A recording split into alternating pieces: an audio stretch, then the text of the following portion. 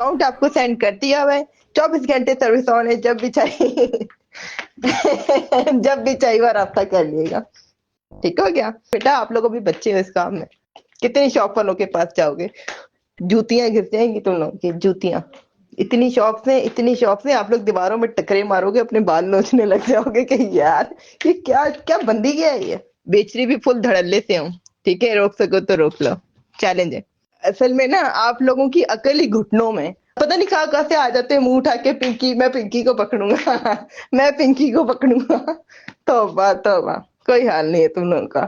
फिर 5 साल हो जाते हैं, 6 साल हो जाते हैं, 7 साल, 8 साल, 9 साल रिटायर हो जाते हैं फिर खुद ही फोन करके हंस रहे होते हैं कि यार मैं इतने साल पीछे लगा रहा, पकड़ नहीं पाया। जिस दिन दिमाग से सोचना शुरू करोगे ना, उस दिन पिंकी की तरह एक ब्रांड बन जाओगे, दुनिया आगे पीछे होगी, सलाम ठोकेगी। ये मेरे साथ ये फालतू बातें नहीं क्या करे, ये बच्चों वाले काम है जो आप मेरे साथ फजूल बातें कर रहे थे। और हाँ, सन्नी भी मेरे पास ही है और लकी भी मेरे पास ही है। मैंने कहा क्या यार एवं ही बच्चों को तंग करोगे, उठा लो अगर उठा सकते हैं। मेरे पास से धड़ल्ले से काम कर रहे हैं, पूरे कराची में अंधेर डाला हुआ है। रोक सको तो रोक लो। आपको बात करने से पहले ऊपर देख तो लेना चाहिए था, मैंने डॉन लिखा हुआ है, समझ नहीं आया मतलब। इतने समझदार हो गए फिर फजूल बच्चों वाली बातें कर रहे थे मेरे साथ। सही है जी बिल्कुल। आमिर साहब ये ऑडियो हमने आपको दोबारा शायद सुनवा दी, पहले भी आपने सुनी होगी। अब देखिए ये इसका कॉन्फिडेंस, और वो कह रही है रोक सको तो रोक लो, बड़े धड़ल्ले से वो अंधेर नगरी उसने मचाई है, तदरीसी इदारों को भी उसने नहीं बख्शा, लेकिन हाथ कोई नहीं डाल सकता। आमिर साहब हाँ, शुक्र है आपने रोक सको तो रोक लो, आगे नहीं कहा, तब्दीली आई रहे, वो पहले ही भुगत रहे हैं तब्दीली वाले भी। 1982-83 में ना मुझे याद है, मुल्तान में मेरे मामू सरवर मुनि राव पीटीवी के उस वक्त वहाँ स्टेशन हेड थे। मैं स्कूल गोइंग था 7वीं 8वीं का, तो एक ज़ारा टीवी उस वक्त वही जाता था, वहाँ से शुरू करता हूँ मैं। हम गए तो एक ट्रक से चर्स निकली थी और उसके खुफिया खाने बना रहे हैं। मेरे जहन में है वो बात, आज रिकॉल हुई है कि जी ये जो है ना, वो ड्राइवर कह रहा मेरे सामने, उसने बारिश था कि मैंने तो जी फलानी जगह से ट्रक लिया था, मैं तो हुई नहीं।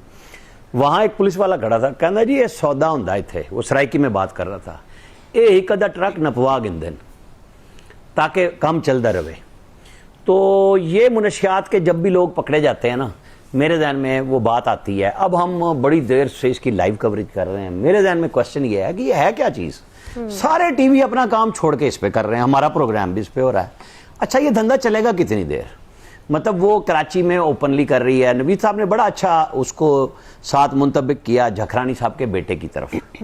अच्छा ये नहीं मुमकिन कि उनकी वजह से इतना प्रेशर हो। हमारे स्क्रीन पे एक टिकर था और वो ये था, इसके ऊपर पिंकी ये जो अनमोल खातून है, जिसका ये था कि शायद हम किसी के खिलाफ एक्शन ले लें जो बगैर हथकड़ी के पुलिस वाले लेके गए हैं। ये पुलिस जराए से हमारी फुल स्क्रीन पे चल रहा था।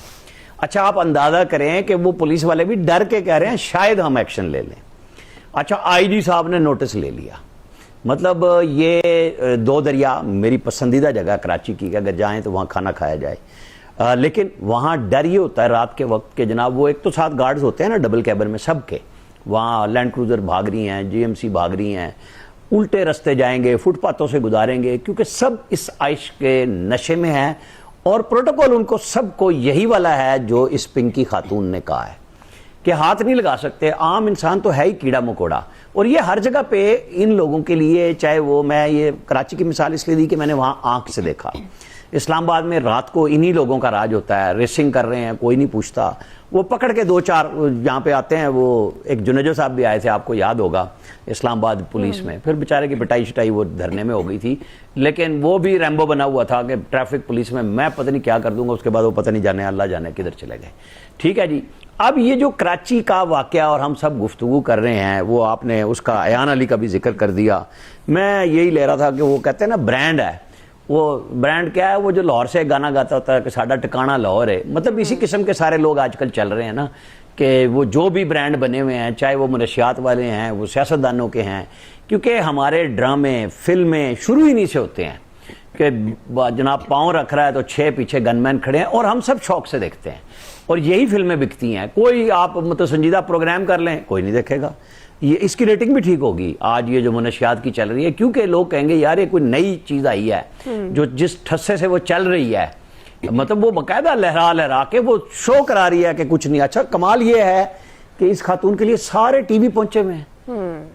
मतलब ये मेरी समझ से बाहर है ना कि ये अरेंजमेंट क्या है, हम किसको दिखाना चाह रहे हैं। हम जाएंगे, हमने तो यहां बड़े बड़े वीडियो इंटरव्यूज देखे हैं, वो सारे के सारे उज़ैर बलोच को देख लें, क्या बनी कहानी। मतलब ये मुख्तलिफ लोग हैं ना, अपने अपने पेशे के टॉप पे लोग बैठे हुए हैं। वो उज़ैर बलोच का कुछ और काम है, वो इंडिया मूवियां बना रहा है कि जनाब वो ये कर रहे हैं, वो ये कर रहे हैं हमारे ऊपर, और हम उनके ऊपर बना रहे हैं कि वो क्या कर रहे हैं वहां पे। वो उनके यहाँ रेप के केसेस बसों में आए हैं, दिल्ली में, मुंबई में, मुख्तलिफ जगहों पे। अच्छा ये जो बड़ों के कारोबार, ये अमीर का नशा नहीं है, इसको थोड़ा सा मैं लाऊंगा। जी जी, ये स्कूल की बच्चियां और कॉलेज की बच्चियां, यूनिवर्सिटी की बच्चियां, ये लोग अपने नशे में, ये मैं बच्चियों का नाम जानबूझ के ले रहा हूं, उनको इस्तेमाल किया जाता है। ये उमरा के बच्चे, आप पार्किंग्स में चले जाएं, ये वर्गला के स्कूल टाइम में, कॉलेज टाइम में बच्चियों को ले आते हैं और ये एक दफा सुंघाते हैं, उसके बाद वो उनकी पपेट बन जाती है, वीडियो भी बन जाती है उनकी। और पता नहीं कितनी हम लोगों की प्रेस कॉन्फ्रेंसेस सुन चुके हैं कि जैसे ना हम यहाँ शुगर कंट्रोल कर सके, ना यहाँ हम हेपेटाइटिस कंट्रोल कर सके, ना हम तो पोलियो नहीं ठीक कर सके, कि हमारे यहाँ आवे का आवा बिगड़ा हुआ है। चाहे उसके अंदर ANF आ जाए, अब ये मुनशियात चुके हुई है ना, कच्चे के डाकू पता नहीं कहीं कहीं से निकल के आ जाते हैं, फिर खत्म कर देते हैं।